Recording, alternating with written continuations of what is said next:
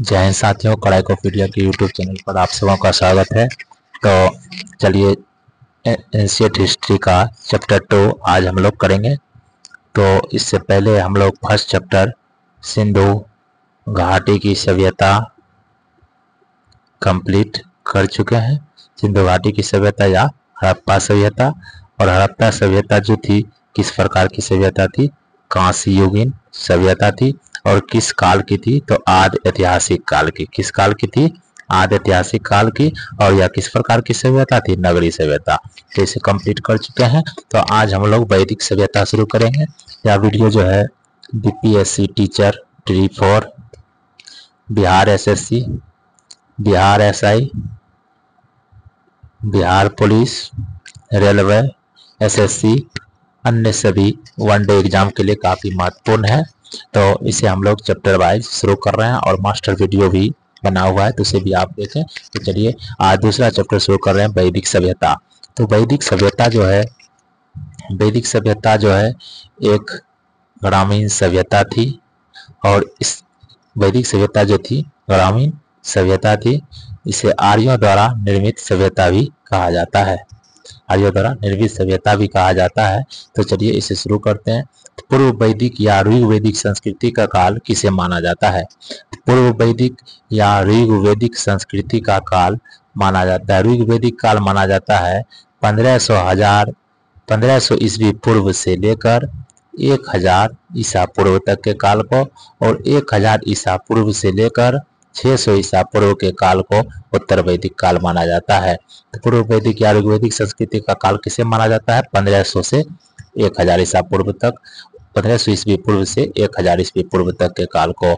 उत्तर वैदिक संस्कृति का काल किसे माना जाता है? उत्तर वैदिक संस्कृति का काल माना जाता है 1000 ईस्वी पूर्व से 600 ईस्वी पूर्व तक। आर्य शब्द का शाब्दिक अर्थ क्या है? श्रेष्ठ या कुलीन। किस फसल का ज्ञान वैदिक काल के लोगों को नहीं था? तो तंबाकू। किस फसल का ज्ञान वैदिक काल के लोगों को नहीं था? तो वह हो जाएगा तंबाकू। उत्तर वैदिक काल के वेद विरोधी और ब्राह्मण विरोधी धार्मिक अध्यापकों को किस नाम से जाना जाता था? तो शरमन। वैदिक गणित का मूल महत्वपूर्ण अंग क्या है? सुलभ सूत्र। वैदिक गणित का महत्वपूर्ण अंग है सुलभ सूत्र। किस वेद में प्राचीन वैदिक युग की संस्कृति के बारे में सूचना दी गई है? ऋग्वेद में। किस वेद में प्राचीन वैदिक युग की संस्कृति के बारे में सूचना दी गई है? ऋग्वेद में। तो चलिए वेदों की संख्या कितनी है? 4। वेदों की संख्या कितनी है? 4। भारत के राज चिन्ह में, यहाँ हो जाएगा भारत के राज चिन्ह में प्रयुक्त होने वाले शब्द सत्यमेव जयते किस उपनिषद से लिया गया है? मुंडकोपनिषद से। और उपनिषद जो है, उपनिषद की संख्या कितनी है? 108। और उपनिषद किस पर आधारित पुस्तक है? दर्शन पर आधारित पुस्तकें हैं। उपनिषद किस पर आधारित पुस्तकें हैं? दर्शन पर आधारित। ऋग्वैदिक आर्यों का मुख्य व्यवसाय क्या था? पशुपालन। ऋग्वैदिक आर्यों का मुख्य व्यवसाय पशुपालन था, जबकि हड़प्पा संस्कृति के लोगों का मुख्य व्यवसाय क्या था? तो व्यापार। हड़प्पा संस्कृति के लोगों का मुख्य व्यवसाय क्या था? व्यापार था। भारतीय संगीत का आदि ग्रंथ किसे कहा जाता है? सामवेद को। भारतीय संगीत का आदि ग्रंथ सामवेद को कहा जाता है। तो चलिए आगे है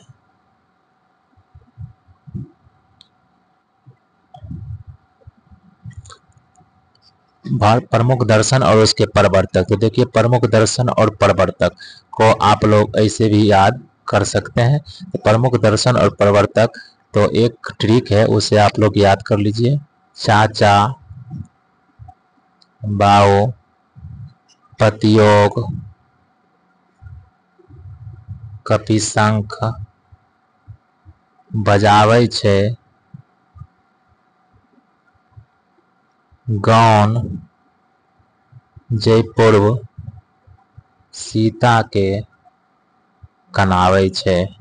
तो इसे आप लिख लें, देखिए सभी क्लियर हो जाएगा। जैसे सांख, कपिशंख तो कपिल हो जाएगा, कपिल प्रवर्तक। न्याय दर्शन के गौन तो गौतम हो जाएगा। चावार्क का चाचा था तो चावार का चावार्क हो जाएगा। योग, पतियोग पतंजलि। पूर्व मीमांसा जैमिनी। उत्तर मीमांसा बादरायण। वैशेषिक कनाद, उलूकिया कनाद, उलूकिया कनाद। तो आप इस ट्रिक पर इसे याद कर सकते हैं। चलिए अगला है, प्रथम विधि निर्माता कौन है? मनु। प्रथम विधि निर्माता कौन है? मनु। मनु। आधुनिक भारत का अगर मनु पूछे तो आधुनिक भारत का मनु किसे कहा जाता है? तो डॉक्टर भीमराव अंबेडकर को, डॉक्टर BR अंबेडकर को। तो चलिए नेक्स्ट प्रश्न को हम लोग देखते हैं। तो देखिए, कृष्ण भक्ति का प्रथम और प्रधान ग्रंथ कौन सा है? श्रीमद् भागवत गीता। कृष्ण भक्ति का प्रथम और प्रधान ग्रंथ श्रीमद् भागवत गीता। ऋग्वेद में संपत्ति का प्रमुख रूप क्या है? गोधन। ऋग्वेद में संपत्ति का प्रमुख रूप क्या है? गोधन। ऋग्वेद के किस मंडल में शूद्र का उल्लेख पहली बार मिलता है? 10वें मंडल में। वेदों ऋग्वेद के किस मंडल में शूद्र का उल्लेख पहली बार मिलता है? 10वें मंडल में। ऋग्वेद के 10वें मंडल में ही चातुस्य वर्ण समाज का वर्णन है। चातुस्य वर्ण समाज का वर्णन किसमें है? ऋग्वेद के 10वें मंडल में। वेदों की ऋचाओं को पढ़ने वाले ऋषि को क्या कहते हैं? होत्री। वेदों की ऋचाओं को पढ़ने वाले ऋषि को कहते हैं होत्री। ऋग्वेद का संबंध किससे है? ईश्वर महिमा से। किस वेद का संबंध ईश्वर महिमा से? ऋग्वेद का। ऋग्वेद सबसे प्राचीन वेद है। सबसे प्राचीन वेद कौन सा है? ऋग्वेद। और सबसे बाद का वेद कौन सा है? सबसे बाद का वेद है अथर्ववेद। टोटल वेद की संख्या कितना है? 4। ऋग्वेद, यजुर्वेद, सामवेद और अथर्ववेद। ऋग्वेद का संबंध किससे है? ईश्वर महिमा से। ऋग्वेद में कुल मंडल की संख्या कितनी है? 10। ऋग्वेद में कुल सूक्तों की संख्या है 1028। ऋचा की संख्या है 10,462। लुसेंट के अकॉर्डिंग यहाँ 10,580 है। ऋग्वेद में किस देवता के लिए सर्वाधिक ऋचाएं हैं? ऋचाएं मतलब मंत्र, तो इंद्र के लिए है 250 और अग्नि के लिए 200। ऋग्वेद में अग्नि के लिए ऋचाएं हैं 200। सबसे पुराना वेद ऋग्वेद और सबसे नया वेद अगर पूछे तो हो जाएगा अथर्ववेद। क्या हो जाएगा? अथर्ववेद। वेदों की संख्या 4 है। ऋग्वेद, सामवेद, यजुर्वेद, अथर्ववेद। सबसे प्राचीन वेद इसमें से कौन सा है? ऋग्वेद। त्रयी नाम है। 3 वेदों का नाम त्रयी है। 3 वेदों का नाम क्या है? त्रयी है। तो ऋग्वेद, यजुर्वेद और सामवेद, शुरू के 3 वेद को क्या कहा जाता है? वेद त्रयी या त्रयी कहा जाता है। किस वैदिक ग्रंथ में वर्ण शब्द का सर्वप्रथम उल्लेख मिलता है? किस वैदिक ग्रंथ में वर्ण शब्द का, वर्ण मतलब किस वेद में मिलता है? तो ऋग्वेद में। किस में मिलता है? ऋग्वेद में। और 4 वर्णों का उल्लेख मिलता है चतुष्वर्ण समाज का। किस मंडल में? 10वें मंडल में मिलता है। भारत का सबसे प्राचीन धर्म ग्रंथ कौन सा है? तो भारत का सबसे प्राचीन ग्रंथ है धर्म ग्रंथ है वेद, जिसका रचना किसने किया था? महर्षि कृष्ण द्वैपायन वेदव्यास ने। महर्षि कृष्ण द्वैपायन वेदव्यास ने। अथर्व का अर्थ क्या होता है? पवित्र जादू। अथर्व का अर्थ होता है पवित्र जादू। पूर्व मीमांसा दर्शन के प्रतिपादक कौन है? जैमिनी। सबसे प्राचीन पुराण कौन सा है? मत्स्य पुराण सबसे प्राचीन पुराण है। और पुराणों की संख्या कितनी है? 8। पुराणों की संख्या कितनी है? 8। वेदों की संख्या 4। याद कर लीजिएगा, लिख लीजिए एक जगह। वेदों की संख्या कितनी है? तो वेदों की संख्या है 4। पुराणों की संख्या कितनी है? पुराणों की संख्या है 8। जबकि वेदांग की संख्या कितनी है? वेदांग की संख्या है 6। और कौन कौन सा? शिक्षा, ज्योतिष, कल्प, व्याकरण, निरुक्त तथा छंद। तो वेदांत 6 हो गया। उसके बाद उपनिषद की संख्या पूछे तो कितना हो जाएगा? उपनिषद की संख्या हो जाएगा 18। और पुराण कितना है? 18। पुराण कितना है? 18। याद कर लीजिएगा। वेद हो गया 4, पुराण हो गया 18, वेदांग हो गया 6 और उपनिषद हो गया 108। तो ये सभी आप लोग लिख लीजिए। ब्राह्मण ग्रंथों में सबसे प्राचीन ग्रंथ कौन सा है? शतपथ ब्राह्मण। ब्राह्मण ग्रंथों में सबसे प्राचीन ग्रंथ कौन सा है? शतपथ ब्राह्मण। वर्ण व्यवस्था से संबंधित पुरुष सूक्त मूलतः पाया जाता है ऋग्वेद में। वर्ण व्यवस्था से संबंधित पुरुष सूक्त मूलतः पाया जाता है ऋग्वेद में। गोपथ ब्राह्मण संबंधित है अथर्ववेद से। गौपद ब्राह्मण किस वेद से संबंधित है? अथर्ववेद से। उपनिषद का मुख्य विषय क्या है? दर्शन। नचिकेता आख्यान का उल्लेख मिलता है कठोपनिषद में। नचिकेता आख्यान का उल्लेख किसमें मिलता है? कठोपनिषद में। पुराणों की संख्या कितनी है? 18। जबकि उपनिषद की संख्या कितनी है? तो उपनिषद की संख्या है 108। 108। वेदांग की संख्या है 6 और वेदों की संख्या 4। वैदिक धर्म का मुख्य लक्षण किसकी उपासना से था? प्रकृति का। वैदिक धर्मों का मुख्य लक्षण किसकी उपासना से था? प्रकृति। किस देवता के लिए ऋग्वेद में पुरंदर शब्द का प्रयोग हुआ है? किस देवता के लिए? इंद्र के लिए पुरंदर शब्द का प्रयोग हुआ है। सर्वाधिक मंत्र इसी के लिए रचा गया है, कितना? 250, जबकि अग्नि के लिए 200। सुलभ सूत्र किस विषय से संबंधित पुस्तक है? सुलभ सूत्र जयमिति से। सुलभ सूत्र किस विषय से संबंधित पुस्तक है? जयमिति से। अस्तोमासद्गमया कहाँ से लिया गया है? ऋग्वेद से। अस्तोमासद्गमया कहाँ से लिया गया है? ऋग्वेद से। उत्तर भारत में बाहर से आए और सर्वप्रथम बसे थे। आर्य भारत में बाहर से आए थे और सर्वप्रथम कहाँ बसे थे? पंजाब में। कहाँ बसे थे? पंजाब में। ऋग्वेद का कौन सा मंडल पूर्णतः सोम को समर्पित है? पूर्णतः सोम को समर्पित है 9वां मंडल। प्रसिद्ध 10 राजाओं का युद्ध 10 राज्य युद्ध किस नदी के तट पर लड़ा गया था? तो परोसनी रावी नदी के तट पर। धर्मशास्त्रों में भू राजस्व की दर क्या है? 1/6 है। 800 ईसा पूर्व से 600 ईसा पूर्व का काल किस युग से जुड़ा है? ब्राह्मण युग से। 800 ईसा पूर्व से 600 ईसा पूर्व का काल किस युग से जुड़ा है? ब्राह्मण युग से। आरंभिक वैदिक साहित्य में सर्वाधिक वर्णित नदी कौन सी है? आरंभिक वैदिक साहित्य में सर्वाधिक वर्णित नदी कौन सी है? तो सिंधु। कौन सी है? सिंधु। उपनिषद काल के राजा अश्वपति कहाँ के शासक थे? अश्वपति कहाँ के शासक थे? केकई के। कहाँ के थे? केकई के। आध्यात्म ज्ञान के विषय में नचिकेता और यम का संबंध किस उपनिषद से प्राप्त होता है? कठोपनिषद से। आध्यात्म ज्ञान के विषय में नचिकेता और यम का संबंध किस उपनिषद में प्राप्त होता है? कठोपनिषद में। वैदिक नदी कुभा जो काबुल का स्थान कहाँ निर्धारित होना चाहिए? अफगानिस्तान में। वैदिक नदी कुभा काबुल का स्थान कहाँ निर्धारित होना चाहिए? अफगानिस्तान में। कपिल मुनि द्वारा प्रतिपादित दार्शनिक प्रणाली कौन सी है? तो सांख्य दर्शन। कपिल मुनि द्वारा प्रतिपादित दार्शनिक प्रणाली है सांख्य दर्शन। भारत के किस स्तर की खुदाई से लौह धातु के प्रचलन के प्राचीनतम प्रमाण मिले हैं? अतरंजी खेला। भारत के किस स्तर की खुदाई से लौह धातु के प्रचलन के प्राचीनतम प्रमाण मिले हैं? अतरंजी खेला से। किस काल में अछूत की अवधारणा स्पष्ट रूप से उदित हुई? तो धर्मशास्त्र के काल में। गायत्री मंत्र देवी सावित्री को समर्पित है। किस पुस्तक में मिलता है? ऋग्वेद में। और किस मंडल में? तीसरे मंडल में। किस मंडल में? तीसरे मंडल में मिलता है। न्याय दर्शन को प्रचारित किसने किया था? गौतम ने। न्याय दर्शन को प्रचारित किया था गौतम ने। प्राचीन भारत में निष्क से जाने जाते थे स्वर्णाभूषण। प्राचीन भारत में निष्क से जाने जाते थे स्वर्णाभूषण। योग दर्शन के प्रतिपादक है पतंजलि। योग दर्शन के प्रतिपादक पतंजलि। उपनिषद पुस्तकें हैं दर्शन पर। पूर्व वैदिक आर्यों का धर्म मुख्यतः क्या था? प्रकृति पूजा और यज्ञ। पूर्व वैदिक धर्म आर्यों का धर्म मुख्यतः प्रमुखता था प्रकृति पूजा और यज्ञ।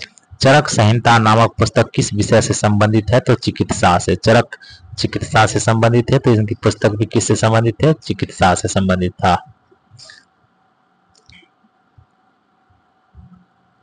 यज्ञ संबंधी विधि विधानों का पता चलता है यजुर्वेद से। यज्ञ संबंधी विधि विधानों का पता चलता है यजुर्वेद से। और ईश्वर महिमा किस वेद से संबंधित है? ऋग्वेद से। वैदिक युगीन सभा क्या थी? सभा थी मंत्री परिषद। वैदिक युगीन सभा क्या थी? मंत्री परिषद। वैदिक युग में प्रचलित लोकप्रिय शासन प्रणाली कैसी थी? तो वैदिक युग में प्रचलित लोकप्रिय शासन प्रणाली थी गणतंत्र। सबसे प्राचीन वेद कौन सा है? ऋग्वेद। कौन भारतीय दर्शन की आरंभिक विचारधारा है? तो सांख्य दर्शन, जिसके प्रवर्तक कौन थे? कपिल मुनि। कौन थे? कपिल मुनि। सांख्य, कपिल, योग दर्शन पतंजलि, न्याय दर्शन गौतम, वैशेषिक दर्शन मीमांसा दर्शन और वेदांत। इन 6 भिन्न भारतीय दर्शनों की स्पष्ट रूप से अभिव्यक्ति किस युग में हुई है? तो वैदिक युग में। किस में हुई है? वैदिक युग में। किस किस का? सांख्य का, योग का, न्याय का, वैशेषिक का, मीमांसा और वेदांत का। वह दस्तकारी कौन सी है जो आर्यों द्वारा व्यवहार में नहीं लाई गई थी? तो लोहार, लोहारगिरी। वह दस्तकारी कौन सी है जो आर्यों द्वारा व्यवहार में नहीं लाई गई थी? लोहार, लोहारगिरी। प्राचीनतम व्याकरण अष्टाध्यायी के रचनाकार कौन है? पाणिनि।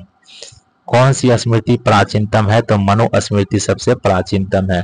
आदि काव्य की संख्या किसे दी जाती है? रामायण को। आदि काव्य की संज्ञा किसे दी जाती है? रामायण को। प्राचीनतम पुराण कौन सा है? मत्स्य पुराण। प्राचीनतम पुराण मत्स्य पुराण। ऋग्वेद में सबसे पवित्र नदी किसे माना गया है? सरस्वती को। सबसे पवित्र नदी सरस्वती को। वैदिक समाज की आधारभूत इकाई क्या थी? काल या कुटुंब। वैदिक समाज की आधारभूत इकाई थी काल या कुटुंब। ऋग्वैदिक युग की प्राचीनतम संस्था कौन सी थी? विदत। ऋग्वैदिक युग की प्राचीनतम संस्था थी विदत। ब्राह्मण ग्रंथों में सर्वाधिक प्राचीन कौन सा है? कौन है? शतपथ ब्राह्मण। ब्राह्मण ग्रंथों में सबसे प्राचीन शतपथ ब्राह्मण। गोत्र व्यवस्था प्रचलन में कब आई? उत्तर वैदिक काल में। गोत्र व्यवस्था प्रचलन में कब आई? उत्तर वैदिक काल में। मनुस्मृति मुख्यतः संबंधित है समाज व्यवस्था से। मनुस्मृति मुख्यतः संबंधित है समाज व्यवस्था से।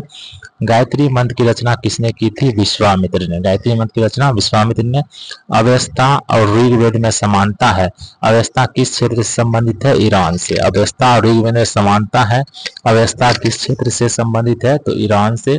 किसका संकलन ऋग्वेद पर आधारित है? सामवेद का। किस वेद का संकलन ऋग्वेद पर आधारित है?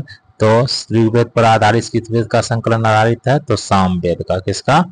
सामवेद का।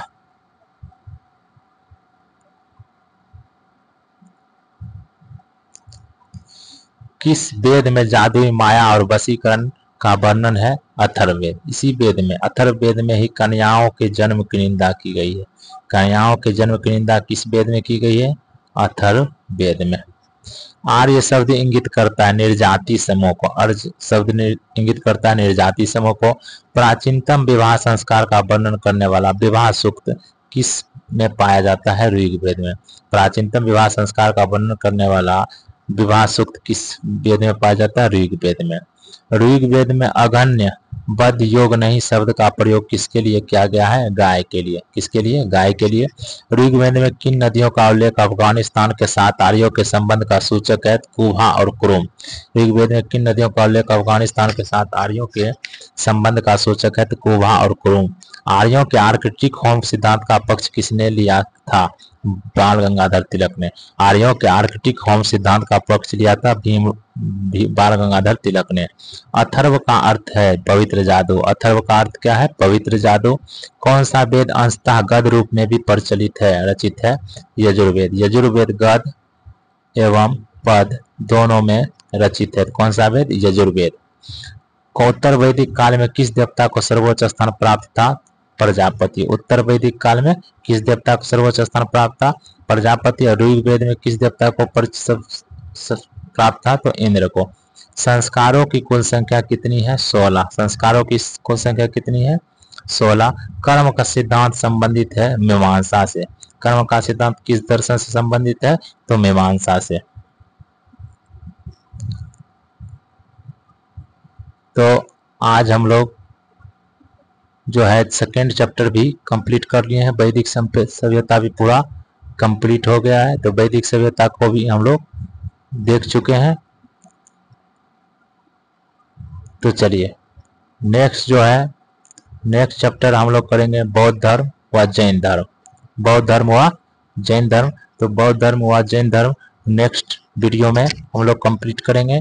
आज के वीडियो में इतना ही। तो हम लोग सिंधु घाटी सभ्यता और वैदिक सभ्यता कंप्लीट कर चुके हैं, जो कि प्राचीन इतिहास का इम्पोर्टेंट चैप्टर है। यहाँ से ज़्यादातर प्रश्न पूछे जाते हैं। तो वीडियो को 1 से 2 बार देखें तो निश्चित रूप से आपको याद हो जाएगा। और यह रिवीजन के लिए बेहतरीन है। लुसेंट पढ़िए, उसके बाद ये पढ़िए तो पूरा याद हो जाएगा। वन लाइनर बना हुआ है।